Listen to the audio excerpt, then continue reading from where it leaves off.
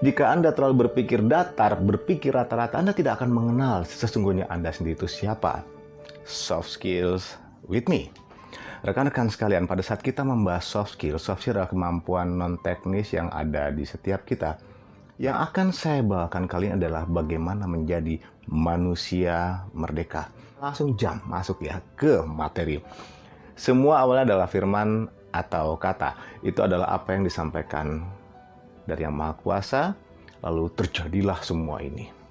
Semesta terwujud, Anda, saya. Begitu juga pada masa sebelum kita. Rekan-rekan sekalian, yang mau saya sampaikan adalah pada saat firman itu diturunkan hingga sampai ke kita, ternyata manusia, Anda dan saya, mencernanya melalui dua jalur informasi. Jalur yang pertama, pada saat menggunakan panca indera, Anda melihat saya, Anda mendengarkan suara ini, dan semua panca indera itu ternyata diserap di otak Anda. Mencerna semua fenomena alam. Kemudian kita punya jalur berikutnya, yaitu di sisi perasaan. Bahwa sesungguhnya ada dua dunia, dunia paralel. Dunia di dalam Anda, karena yang di sini, di hati kita ini, akan mencerna semua kejadian di alam tubuh kita. Dan yang satu lagi, itu akan mencerna di luar diri Anda. Makrokosmos, mikrokosmos. Rekan-rekan sekalian, pada saat Anda menyaksikan ini, Anda menyaksikan dengan mata Anda, jadi seolah-olah logik Anda mengatakan Anda melihat. Di bahasa sini Anda ya, bahasa ini setiap kita itu adalah sebenarnya menyaksikan. Menyaksikan beda dengan melihat. Banyak bahasa ternyata yang diserap melalui logik dan ini berbeda. Melihat dengan panca indera, menyaksikan dengan rasa, subconscious mind, hati, emosi. Siapa Anda sesungguhnya? Apakah Anda adalah Anda? Rekan-rekan sekalian, pada saat Anda melihat saya seperti ini, dan Anda mulai sadar panca indera mencerna semua informasi semenjak kecil, tapi saya akan bertanya pada Anda pernah tahu nggak secara detailnya kapan Anda mulai belajar bicara? Atau tepatnya Anda mulai bicara kapan? Kapan mulai berjalan? Kapan mulai membedakan warna? Anda yakin Anda tahu? Atau tiba-tiba saat ini Anda pun sudah tahu? Sehingga pada saat Anda berkaca yang puluhan tahun proses berjalan, Anda yakin bahwa Anda adalah pria. Atau mungkin Anda adalah wanita. Rekan-rekan sekalian, pria, wanita itu adalah bentukan dari logik. Bentukan dari logik. Ingat, kita kembali yang di awalnya adalah, pada awalnya adalah firman atau kata. Jadi Anda ini apa sebenarnya? Saya ini apa sebenarnya? Bagaimana kalau saya rubah dengan bahasa yang lebih dalam lagi? Ternyata wanita, pria adalah sifat. Banyak kita lihat sekarang, pria ke wanita-wanitaan, wanita ke pria-priaan. Atau bahkan ada yang berubah gender, transgender. Tapi sesungguhnya bukan itu yang dimaksud. Sesungguhnya yang dimaksud adalah pria adalah bagian dari sifat. Wanita pun seperti itu. Di sisi lain, pada saat Anda melihat ini, Anda bilang, enggak loh, saya laki, saya perempuan. Ya, karena tetap itu bermain di area logik Anda. Tapi sesungguhnya apakah benar bahwa Anda adalah pria? Apakah benar Anda adalah wanita? Bagaimana jika saya sampaikan bahwa Anda adalah sifat yang mewujud seperti ini? Banyak sudah terjadi persilangan informasi. Apa maksudnya? Ya, sampai akhirnya banyak pria yang bersifat kewanita-wanitaan. Badannya gagah, keren, maco, berengosa di mana-mana, tato di mana-mana, sampai ke giginya pun ditato. Gigi ditato, maco. Tapi ternyata dia tidak mampu bertanggung jawab. Lebih senang dia yang salah, atau tunjuk sana, tunjuk sini. Dia menyembunyikan kesalahan sendiri. Menurut Anda itu sifat seperti apa? Oh, saya tidak menyudutkan pihak wanita. Karena wanita pun punya permasalahan sendiri. Jika ternyata wanita yang seharusnya berada bersama anaknya setiap saat, tiba-tiba karena satu tuntutan logik, hidup kan mesti begini, butuh ini, rasional segala macam. Akhirnya sang anak, sang putra-putri kehilangan peran orang tua. Jadi sebenarnya Pria atau wanita adalah sifat, anak-anak pun sifat, orang tua yang lebih tinggi, kakek nenek pun sifatnya yang berwujud pada Anda. Ada loh anak kecil, tiba-tiba dia bisa bilang, jangan begitu ya. Ini contohnya anak saya juga lah, mungkin anak Anda, atau mungkin Anda pernah seperti itu. Tiba-tiba gayanya berubah, papi nggak boleh begini, ayah nggak boleh begini, mama nggak boleh begini. Tapi yang ngomong itu anak kecil. Di luar usia dia, bukankah itu adalah sifat tua yang turun ke dia? Sifat yang dituakan melampaui batas usianya. Inti pesannya adalah, siapa Anda sesungguhnya? Apa yang terjadi jika ternyata Anda tidak mempunyai nama? Anda hanya kenal seperti ini karena semua harus ada identitas. Hati-hati, identitas beda dengan personality. Nama Anda disebut. Bukankah nama Anda adalah pemberian terbaik dari orang tua, keluarga terdekat, sehingga Anda mempunyai nama itu kemudian ada di KTP, ID card Anda. Apa yang terjadi jika nama itu pun tidak ada? Lalu Anda adalah siapa? Anda adalah energi. Apa itu energi? Anda pikir energi itu yang menggerakkan suatu kegiatan. Anda mungkin berpikir bahwa energi adalah yang sifatnya panas, dingin, segala macam. Sampai energi adalah terjadi satu pergeseran energi. Bukankah tubuh Anda adalah kumpulan energi yang mewujud seperti ini? Sesungguhnya level dasar itu adalah level tersulit untuk pengenalan diri sendiri. Mengeluarkan setiap Anda, setiap kita keluar dari area logik itu sangat sulit. Ingat yang saya sampaikan tadi, bahwa semenjak kecil Anda sudah berkaca, Anda sudah diberi nama, jadi ini adalah Anda. Padahal sesungguhnya, coba sekarang Anda lihat saya baik-baik.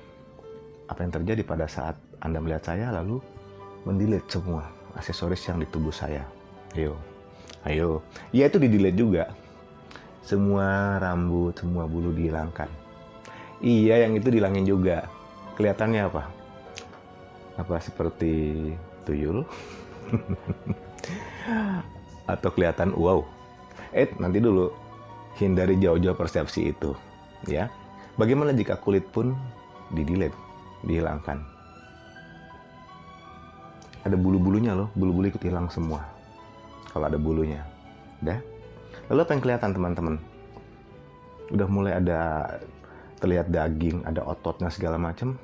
Coba sekarang Anda delete pula dagingnya. Gimana sih kok jauh benar sih mikirnya? Enggak, nih nggak mikir. Stop logic. Lalu lihat, Anda berkaca, Anda lihat di balik gigi Anda. Sini.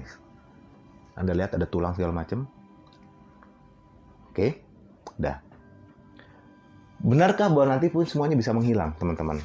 Wajah yang Anda bangga-banggakan, yang Anda rawat melebihi kebutuhan yang lainnya supaya tampil selalu oke, dan itu akan menjadi penjara fisik Anda. Kenapa? Tidak mau tampil jelek. Berikutnya, setelah itu Anda delete mata saya. Delete semua. Di dalam sini ada paru-paru semuanya ya, usus semua Anda delete. Jadi yang tinggal apa teman-teman? Kerangka. Belum berhenti. Lalu kerangkanya pun Anda delete. Lalu apa yang terlihat? Lalu sebenarnya apa Anda? Saya itu apa? Sadarilah bahwa kita energi yang kadang pula pun kita sebutnya dengan ruh yang diberi bentuk seperti ini. Maka jagalah tubuh Anda.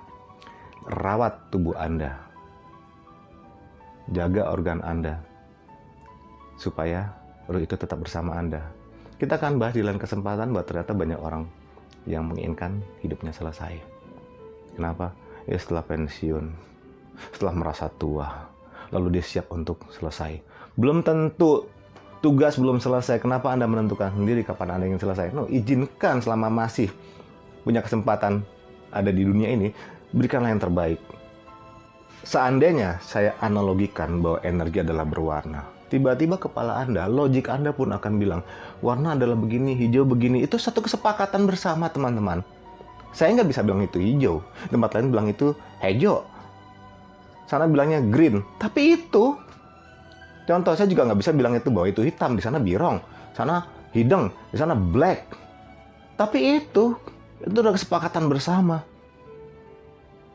Sampai sini bisa memahami ya? Oke, bahwa ternyata saya menganalogikan semuanya adalah warna yang berbenturan. berbenturan. Energi marah kita tahu warnanya apa, keluarnya apa outputnya, orang marah-marah. Energi sejuk seolah-olah warnanya hijau muda atau biru muda, sejuk, tenang. Maka semua itu menjadi nyaman. Anggaplah saya menganalogikan semua itu adalah warna.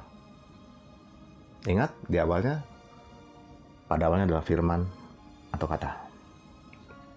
Rekan-rekan sekalian, jika semua kita analogikan sebagai warna, maka saya beranggapan bahwa hitam bukan warna. Hitam adalah jarak, hitam adalah sifat, hitam adalah keadaan, hitam adalah informasi dan apapun juga yang Anda atau saya belum tahu. Maka disimbolisasikan dengan warna hitam. Begitu juga dengan putih. Sebagai contoh, mengapa dua saluran informasi ini harus kita seimbangkan? Zaman dulu saya dapat pertanyaan penting dari teman saya. Bye-bye, kalau anjing hitam dipertemukan dengan anjing putih disuruh bertarung, analogi loh, mana yang menang, yang hitam atau yang putih? Jawabannya, yang hitam lebih perkasa, yang putih lebih begini. Di dunia nyata, di dunia yang Anda lihat saat ini, seolah-olah supremasi dipegang oleh kulit berwarna, maka kita tahu di sana apartheid seperti apa. Di sini ada yang kita bilang si muka pucat, di sana ada yang bilang warnanya begini, gini. Anda tidak punya hak untuk mengkotak-kotakan individu ke dalam kotak-kotak Anda sendiri. Anda tuh nggak minta dilahirkan seperti ini. Kecuali Anda pernah order, ya Yang Maha Kuasa, nanti pada saat saya lahir, saya mau berwajah seperti ini. Ya udah, saya pun order. Ya Yang Maha Kuasa, dulu saya sempat order kepada Anda. Ya, sekarang kok nggak terlalu mirip, gimana nih? Emangnya kenapa yuk? Saya kan ordernya mirip Brad Pitt. Ini kagak gitu kali, nggak ada yang order. Itu sebabnya teman-teman, perasaan-perasaan seperti itulah, kumpulan-kumpulan seperti itu kita sebut dengan energi. Ini pembahasan level tinggi loh, tidak setiap dari Anda bisa memahami apa yang saya sampaikan kalau hanya di sekitar perputaran logik. Jika semuanya adalah energi, firman-firman itu adalah energi yang mewujud menjadi Anda, menjadi semuanya, dan semuanya saya analogikan lagi menjadi warna yang saling berbenturan. Hitam ketemu putih, campur segala macam, di blend segala macam. Nah itulah warna-warna dunia saat ini. Energi marah kurang lebih seolah-olah warnanya begini, energi baik begini, berbenturan semua. Sesungguhnya teman-teman, energi yang akan kembali kepada Sang Maha Kuasa. Atau Anda boleh bilang, ruh, itu adalah yang bening. Bening itu tanpa warna. Anda. Jika energi marah itu sebagai energi yang hitam, abu-abu, atau kita lunturkan sendiri. Apa itu bening? Nah, kebeningan inilah yang kita sebut dengan merdeka. Kemerdekaan dari dominasi logik, tapi juga seimbang dari sisi, kita bilang ini, sifat ilahi ada di sini loh. Seimbang. Di dunia, kita berinteraksi ada di sini, melalui ini, panca indera. Untuk komunikasi di dalam dengan Sang Maha ada di sini. Tapi sesungguhnya, satu saat Anda akan sadar bahwa di dalam diri setiap kita itu ada sifat ilahiyah yang bersama. Bersama kita, bersama Anda. Apa itu? Kasih sayang. Itu adalah energi bening. Bagikanlah itu. Kita hanya diminta kok untuk mengenal kasih sayang. Yang sesungguhnya itu apa? Hati-hati, kasih sayang berbeda dengan cinta. Cinta bukan sini loh. Kasih sayang di sini dirasakannya. Rekan-rekan sekalian, cinta adalah hasrat untuk memiliki. Kasih sayang adalah hasrat untuk berbagi. Nggak percaya? Anda bisa buktikan di semua Alkitab, maka bahasa yang utama adalah kasih sayang. Bagaimana untuk menjadi bening? Pertama, kenali dulu Anda dengan segala sifat Anda. Kenali dulu instrumen-instrumen yang ada di sekitar Anda. Itu semua adalah sifat yang mewujud. Yang memang diwujudkan pula. Bagaimana dengan hewan? Anda kalau punya hewan peliharaan, kecenderungannya dia saling memangsa kalau di alam liar sana. Di alam liar, alam luar, di luar Anda. Mereka memberikan batasan wilayah. Contoh kalau kucingnya itu pipis loh, di wilayah. Saya juga punya kucing banyak waktu itu. Anjing juga gitu, pipis. Ini tanda saya. Ternyata binatang yang lain begitu, macan pun begitu, semua begitu. Kenapa pada saat ada yang masuk ke area wilayahnya, boom, mulailah, wah, ini wilayah saya, terus sampai akhirnya saling mengkanibal. Rekan-rekan sekalian, jika sifat itu ada di Anda, maaf ya, Anda harus kenal, termasuk membenci segala macam, merasa berkuasa, itu sifat hewan. Saya akan hadirkan pihak ketiga, yaitu individu. Individu yang mematuhi sifat hewan, saya menyebutnya sebagai orang, karena orang berbeda dengan manusia. Judul di atas adalah menjadi manusia merdeka. Manusia adalah individu, saya, Anda, yang patuh pada sifat ilahi yang ada di dalam Anda sendiri. Sampai sini, Anda coba melakukan assessment. Dalam kehidupan ini, jika Anda saling benci, kemudian outputnya adalah merasa gagah-gagahan, ada gengsi, ada wibawa yang ditampilkan dalam segala macam. Saya nggak tahu Anda ikut yang mana. Yang kedua, kalau Anda memang dapat seperti itu, jangan Anda pun tahu saya tidak mendapatkan apa-apa kecuali memang dititipkan sebagai amanah. Lalu berbaginya seperti apa? Kenapa Anda harus berbagi? Karena Anda tidak memiliki apa-apa sesungguhnya. Nafas Anda berikutnya itu bukan hak Anda. Bisa diterima sampai sejauh ini? Lalu apa Anda bisa berikan kepada orang lain selain kasih sayang? Nafas aja pun bukan punya Anda. Mulai paham atau mulai bingung? Atau mulai sadar? Nah, rekan-rekan sekalian, yang saya informasikan di sini pada saat Anda benar-benar menjadi bening adalah sadar dulu bahwa setiap kita adalah perwakilan dari sifat ilahiyah yang berwujud Anda, berwujud saya. Maka sukses yang sesungguhnya adalah kemampuan untuk mengenali sifat ilahiyah yang ada pada Anda dan mengembalikannya melalui manusia, melalui alam, dalam bentuk kasih sayang. Sukses adalah mengembalikan kasih sayang kepada Sang Maha, Sang Pemberi, bening jadinya, bersih, bening, bukan warna ya, dan membagikannya pun dengan hati yang bening. Tidak berharap apa, karena Anda nggak punya apa-apa, pada dasarnya nggak punya apa-apa. Kan gue punya ini, gue punya hak dong ini. Enggak, saya cuma tanya, Anda beli nafas di mana? Maka sebaiknya adalah, yang tepat adalah saling mendoakan. Itu adalah pemberian yang terbaik, rekan-rekan. Pada saat memberikan terbaik dalam bentuk doa, tidak ada kebencian, tidak ada marah, tidak ada dengki, maka Anda sudah bahagia. Kenapa? Anda menyebarkan kebahagiaan melalui kasih sayang pada alam. Dan pada saat itu, sukses, saya ulangi, sukses adalah menyadari siapa Anda sesungguhnya, kemudian mengembalikan sifat kasih sayang itu pada Sang Ilahi dan membagikannya kepada alam. Jadi dua ya. Semuanya harus dengan kebeningan. Nah, rekan-rekan sekalian, apa sih kaitannya dengan soft skill? Semua ilmu soft skill berdasar dari pengenalan diri sendiri. Basic soft skill adalah itu. Rekan sekalian, pada saat Anda menyaksikan film ini, ada satu pertanyaan besar. Lalu bagaimana dengan surga?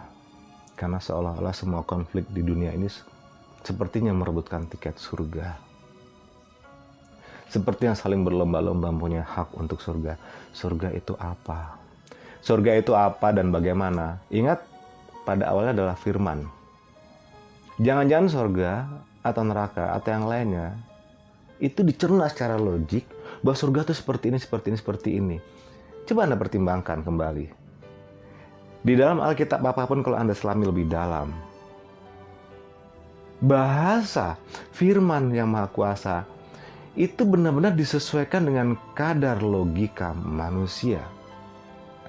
Saat Anda menikmati apa yang saya sampaikan ini, itu pun sudah mulai terjadi suatu kesadaran ya. Kalau gitu semua firman. Iya, semua firman. Lalu kalau firman, apakah firman harus berbunyi dalam satu bahasa tertentu? Tidak. Firman itu sesungguhnya disampaikan di sini. Dia berbisik, teman-teman, ditiupkan ada di sini. Semuanya di situ. Baik, kita akan kembali. Bahagia, ya sesungguhnya, sukses yang sesungguhnya Anda sudah tahu tadi, lalu surga. Surga pun ternyata bentukan di kepala kita.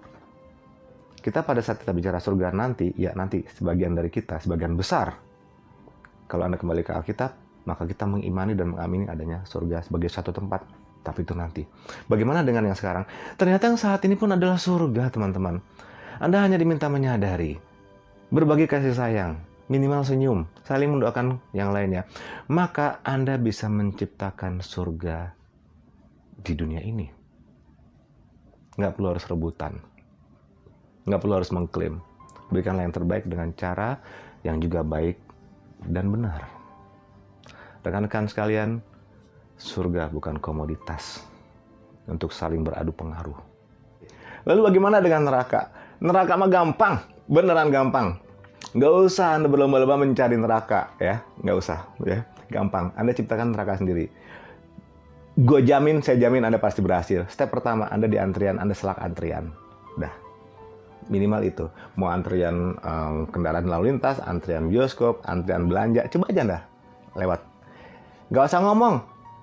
Anda salip aja antrian orang. Atau kedua, iseng-iseng. Karena Anda mau tahu neraka itu seperti apa. Anda mau buktiin, ya. Keplak aja orang lain yang lewat, pok, sudah selesai. Maka Anda sudah masuk ke neraka yang Anda ciptakan sendiri. Kalau dia tidak membalas, orang lain atau alam akan membalas, ya. Nggak percaya, buktiin aja. Kembalikannya itu, apa yang kita lakukan akan langsung kita terima, kita tuai hasilnya. Hanya masalah waktu kok. Rekan-rekan sekalian, jika surga Anda bisa ciptakan, neraka pun bisa Anda ciptakan. Lalu sebenarnya siapa yang mengendalikan semuanya ini? Siapa yang mengendalikan atau menciptakan surga atau neraka? Anda sendiri, persepsi Anda. Ingat, awalnya adalah firman atau kata. Ada lagi, bagaimana jika di luar Anda tiba-tiba Anda masuk ke satu area yang nggak nyaman, yang disebut dengan penderitaan. Ingat teman-teman, tidak ada penderitaan di dunia ini. Karena yang Maha Kuasa, Maha Pengasih, Maha Penyayang. Ternyata kondisi yang saya menderita segala macam, ya, seolah saya berada di neraka, masalah selalu banyak. Oke, saya ucapkan selamat pada Anda jika Anda tidak ingin ada masalah. Selesai dari masalah, berarti Anda sudah dimakamkan. Ayo, mau? Jadi selama hidup ini, Anda akan menerima masalah sebagai bukti kepercayaan bahwa Anda memang layak untuk menikmati hidup ini dengan segala permasalahan, didewasakan di dunia ini. Jadi jika Anda masuk dalam suatu area, saya menderita segala macam, itu adalah sarana dari Yang Maha Kuasa untuk mendidik Anda. Mendidik supaya lebih memahami kehidupan. Supaya pada saat kondisi paling negatif pun, Anda tetap berpegangan pada kasih sayang Yang Maha Kuasa. Basic soft skill, pengenalan diri sendiri. Jadilah manusia yang merdeka. Manusia yang benar-benar sadar akan perannya. Sehingga pada saat kita masuk ilmu soft skill, Anda butuh kesantunan. Anda butuh tahu apa yang namanya norma. Anda butuh tahu, butuh sampai Anda akhirnya butuh berbagi karena hidup adalah untuk berbagi. Love, law of vibration energy. Love. Rekan-rekan sekalian, jika Anda tahu basic soft skill sesungguhnya adalah menjadi manusia yang merdeka. Sampai akhirnya Anda tahu ujung dari semua yang terjadi di dunia ini, penjajahan, penguasaan, itu sebenarnya sifat apa? Perwakilan sifat apa? Anda mau begitu? Saya nggak sarankan. Jika ada negara lain ingin menguasai ini, menguasai sumber daya, menguasai manusianya untuk kaya negara sendiri. Wah, super power, hantam sana, bunuh sini. Hukum dia ciptakan untuk keamanan dia beserta kelompoknya sendiri. So, Anda silakan. Anda sekarang sudah bisa menilai. Jika Anda seperti itu juga, atau suatu saat Anda mempunyai kesempatan, Anda melakukan itu juga, Anda malu. Karena itu adalah bagian dari sifat hewan. Jadilah manusia merdeka yang sadar fungsinya, ya. Sadar bahwa di dalam Anda ada sifat ilahiyah. Anda baru saja menyimak suatu materi yang berat. Karena tidak semua suka dengan materi seperti ini. Karena mayoritas sangat suka dengan hal-hal yang bisa dinikmati oleh logik. Sehingga semua yang terjadi menjadi hiburan intelektual. Rekan-rekan sekalian, 85% kesuksesan seorang profesional dalam hal apapun adalah soft skill. Teknis will follow, karena di dalam soft skill ada niat, purpose, tujuan. What is your purpose in life? Cari tahu itu dulu. Kita akan ketemu lebih detail di sesi berikutnya. Soft Skills with me, Bayu Murti.